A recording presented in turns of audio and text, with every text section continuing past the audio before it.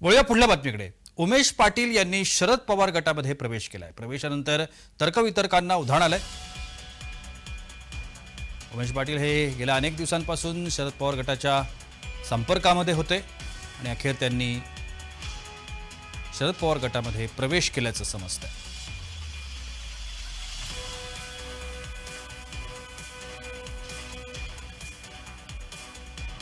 खऱ्या अर्थानं त्यांनी ज्यावेळी अजितदादांना च्या पक्षातून पवार साहेबांना भेटण्यासाठी गेले त्यावेळीही त्यांनी सांगितलं होतं की मी जरी आज साहेब तुम्हाला भेटायला आलो असलो तरी माझ्या कामाच्या जोरावरती आणि उमेश दादा पाटील हे केंद्रबेस कार्यकर्ते आहेत। खरंच राष्ट्रवादी पक्षावरती आणि विचारधारेवर विश्वास ठेवून काम करणारी व्यक्ती आहे।